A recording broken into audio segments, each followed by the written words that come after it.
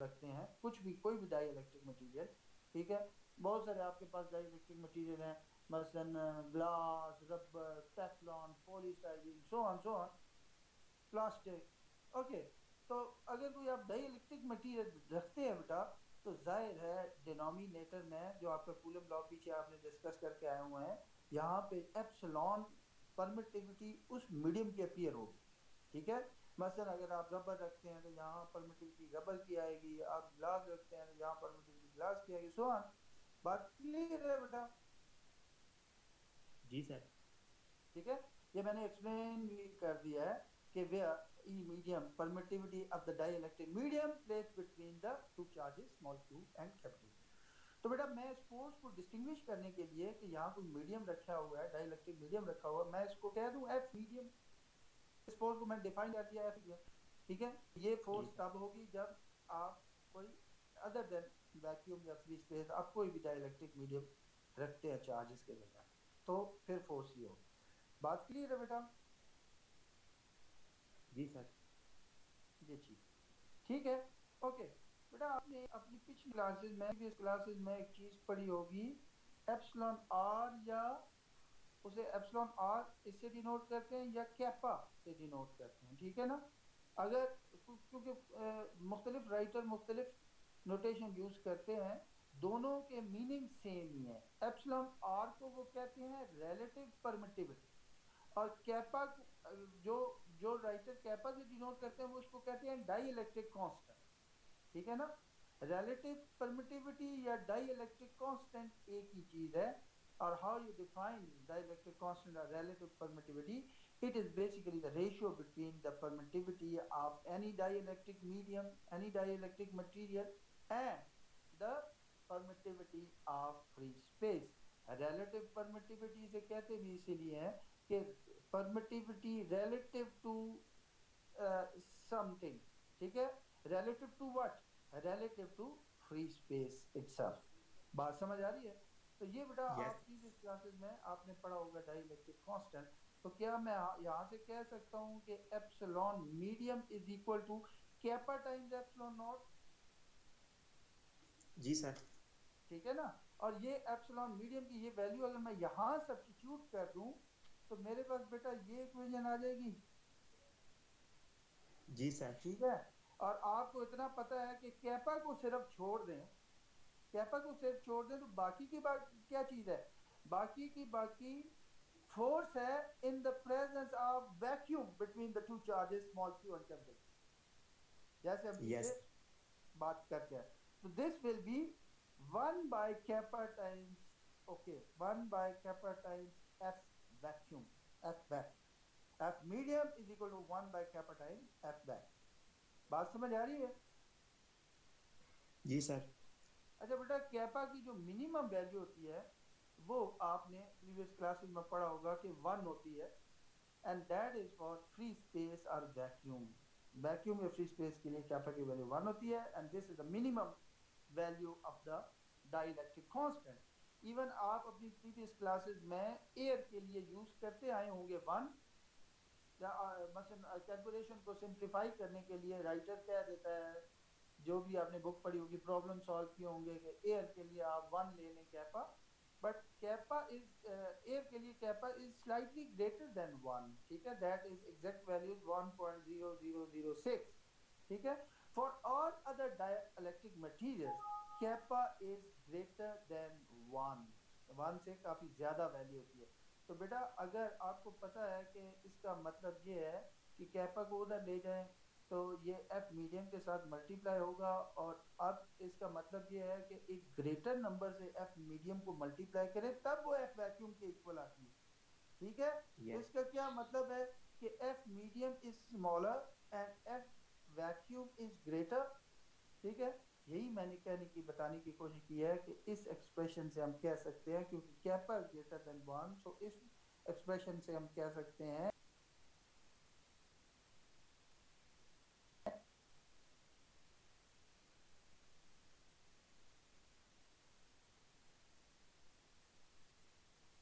the quantities that describe how an electric force or electric field affects and is affected by the presence of a dielectric medium. आपने देखा कि dielectric medium की मौजूदगी में force effect हुई, कैसे effect हुई, रिड्यूस हुई। बात क्लियर है बेटा? जी सर।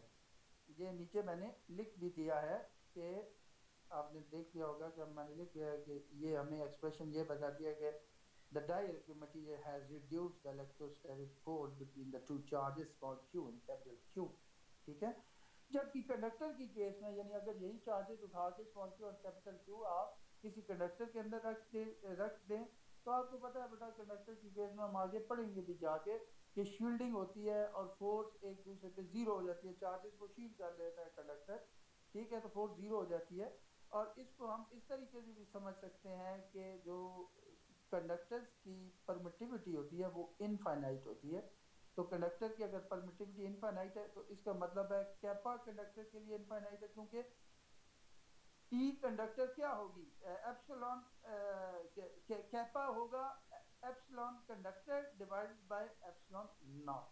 ठीक है, कैपा कंडक्टर होगा epsilon conductor divided by epsilon not, और एप्सिलॉन कंडक्टर अगर इनफाइनाइट है तो जाहिर बात है कैपा भी इनफाइनाइट होगा कंडक्टर्स की केस में। और अगर कैपा इनफाइनाइट हो जाए तो बेटा आप इस एक्सप्रेशन से देख सकते हैं कि फिर F conductor will be 1 by kappa times F vacuum.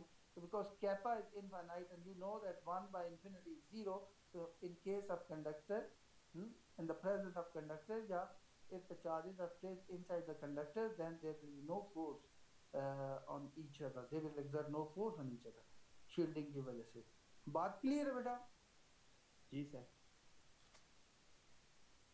Okay, next उस पर चलते हैं। जी बेटा, नेक्स्ट आपके पास एक दफ़ा फिर हम वापस आते हैं, एक दफ़ा फिर बेटा हम वापस आते हैं कूलम लॉ की जानिब। ठीक है, और यहाँ पे आपने नोट किया होगा कि मैंने एफ को लिखा, फोर्स को लिखा है that is function of R vector, यानी it depends on space variable. तो बेटा आपको पता ही है कि जाहिर है हमने अभी अभी बात की है कि चार्जेस के करीब आए, यानी कि अगर टेस्ट चार्ज को सोर्स चार्ज के करीब लाएं तो फोर्स ज़्यादा होगी।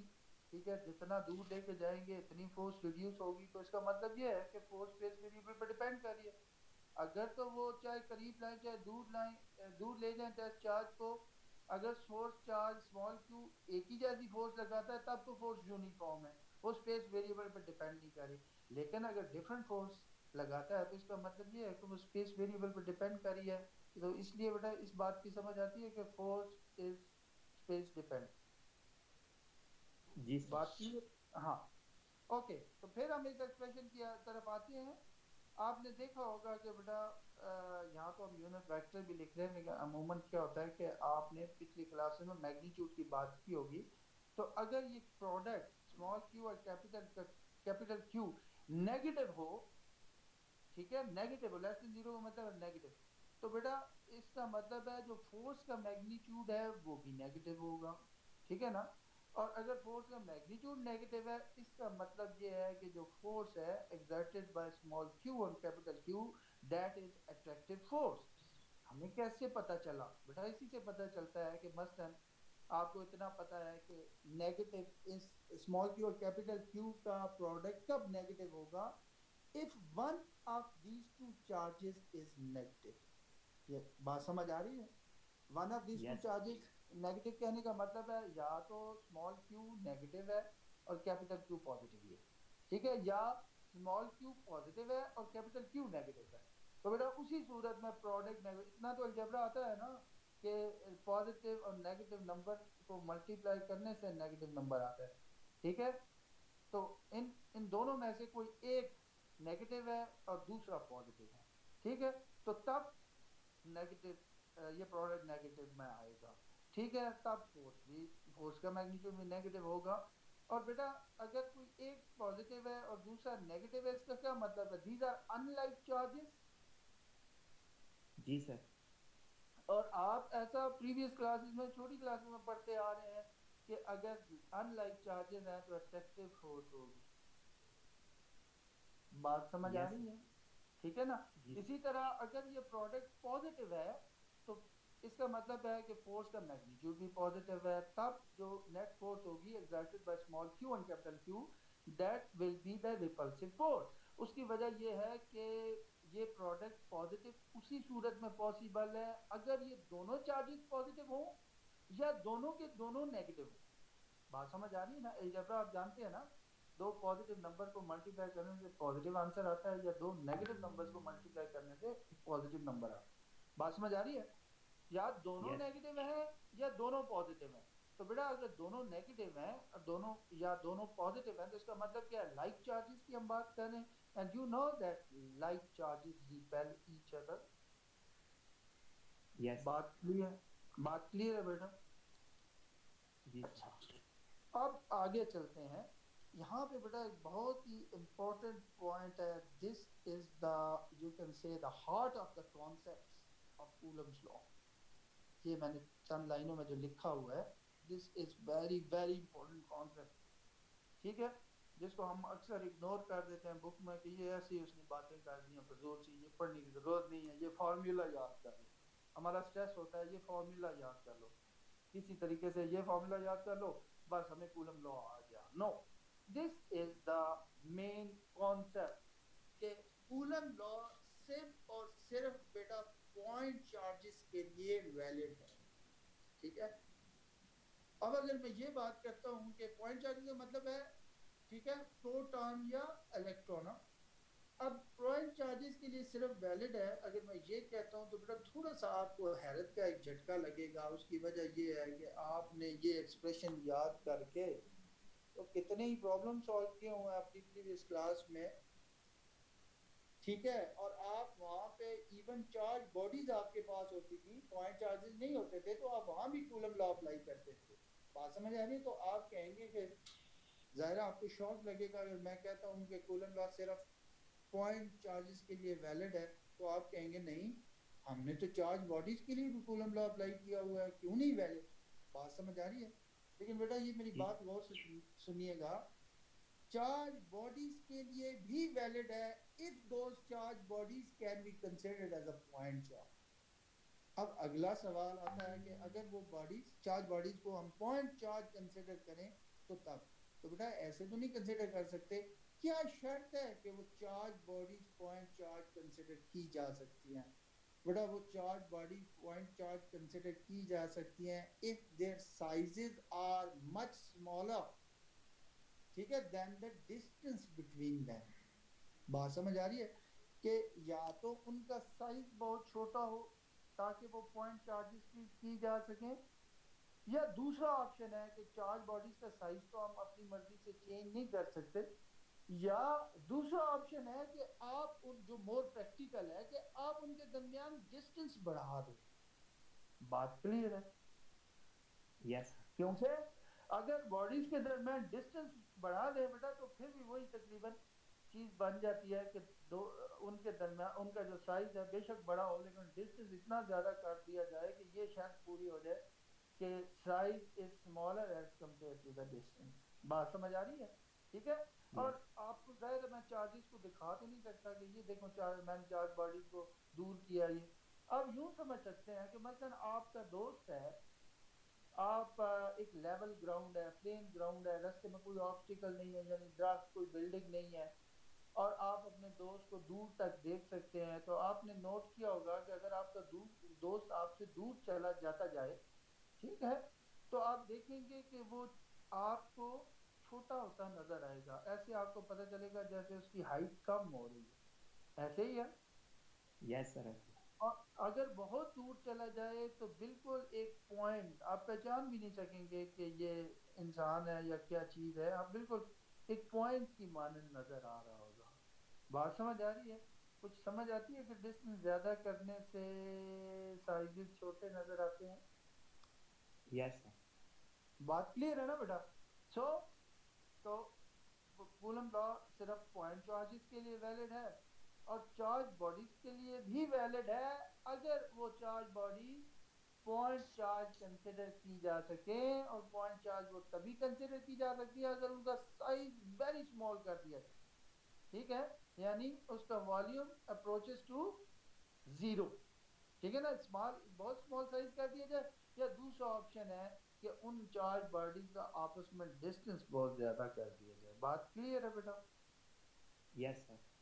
अच्छा, ये तो बेटा वो नॉलेज है जो आप पिछली क्लासेस में बड़ा डिटेल से पढ़ के आए हुए हैं। ये मैंने सारी वो बातें रिपीट की हैं कूलम्ब लॉ के बारे में, ठीक है, कि जो आप पीछे पढ़ के आए हैं। और ये जो एक्सप्रेशन हमने कूलम्ब लॉ के लिए लिखी है, ये जो मेन एक्सप्रेशन यहाँ पे सामने ही आपको नज़र आ रही है बेटा, आपको पता है कि ये एक्सप्रेशन उस वक्त वैलिड है, this is very important point, उस वक्त वैलिड है अगर जो सोर्स चार्ज है जिसको हमने स्मॉल क्यू कहा है, अगर ये ओरिजिन पे लाई करता है। बात समझ आ रही?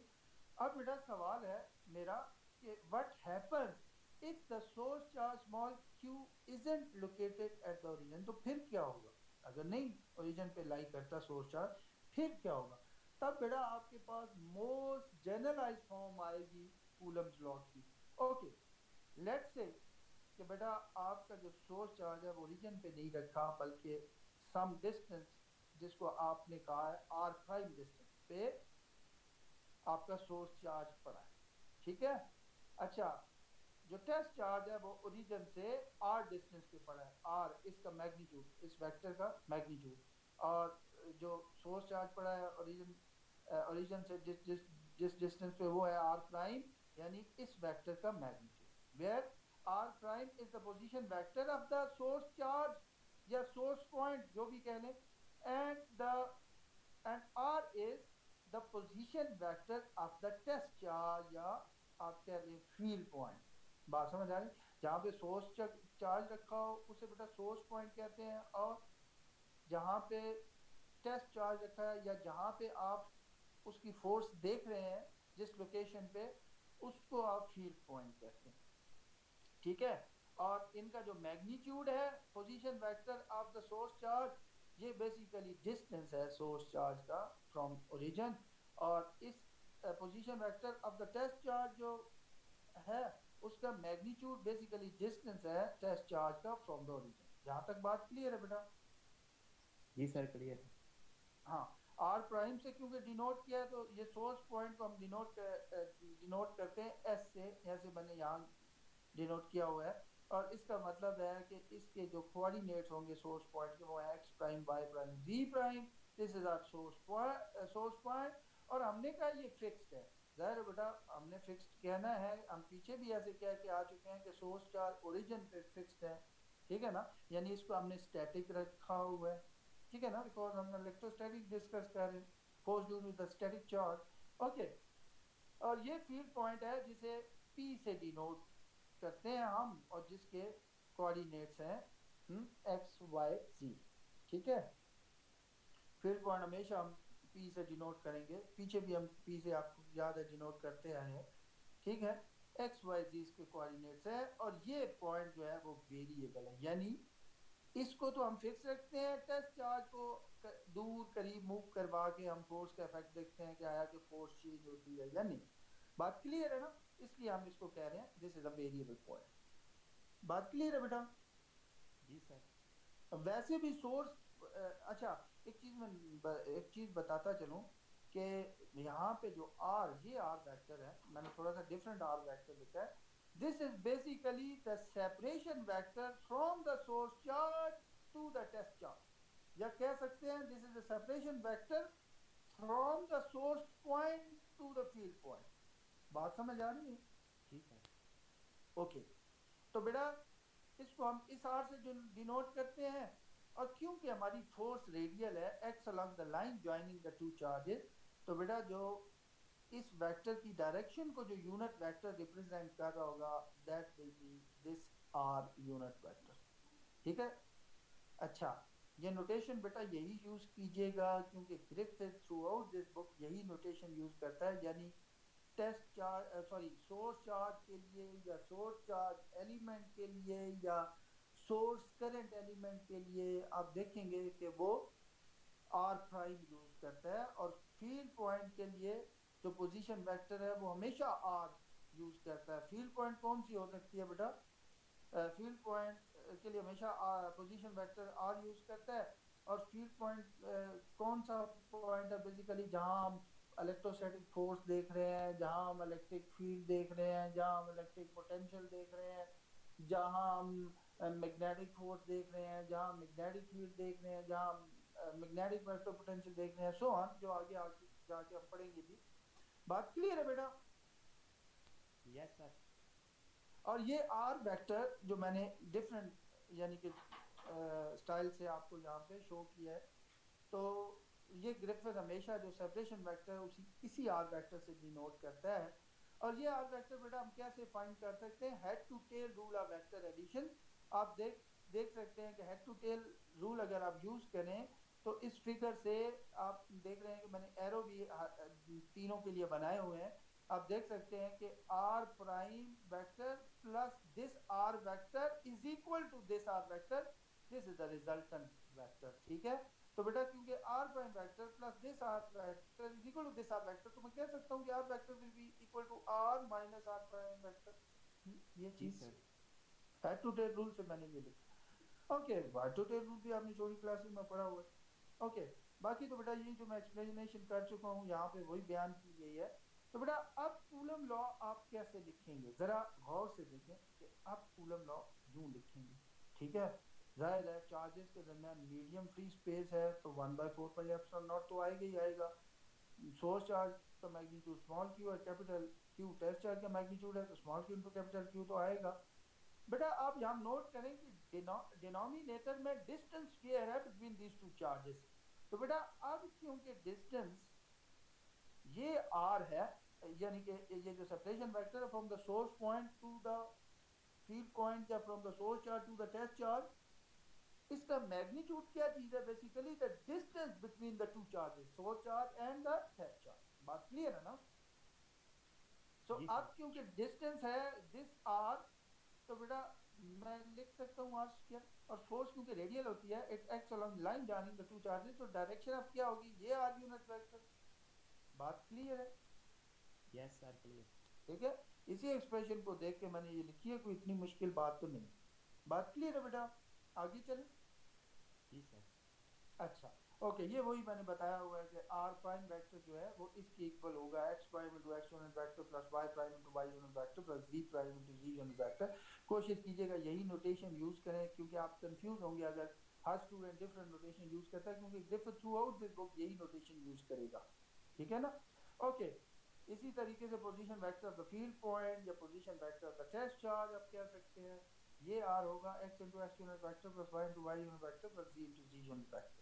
इसी तरह सोर्स पॉइंट के कोऑर्डिनेट में X prime Y prime Z prime, यहाँ लिखा हुआ है कि this is the source point where an electric charge is located. ठीक है ना? और वो स्टैटिक है, आप ये भी याद रखिएगा। और ये फील्ड पॉइंट है जहाँ पे आप कैलकुलेट कर रहे हैं electric force, electric field, electric potential से एक्सेट्रा एक्सेट्रा। बात क्लियर है बेटा? जी सर। इसका मतलब ये है कि अब हमारे पास ये जनरल फॉर्म आई है, और ये इस एक्सप्रेशन को देखते ही फौरन आप समझ जाइएगा ये एक्सप्रेशन है one small cube is located at the origin when source charge is located at the origin. ये एक्सप्रेशन है when the source charge is not at the origin but some distance R prime away from the origin. तो बेटा हमें यहाँ are prime नजर नहीं आ रहा, तो मुझे इस फॉर्म में कूलम लॉ लिखना पसंद नहीं है, क्योंकि पता नहीं चल रहा कि स्मॉल क्यू जो है ना कितने डिस्टेंस पे है। तो मैं एक और तरीके से इस एक्सप्रेशन को लिखता हूँ, लेट्स एक्सप्लेन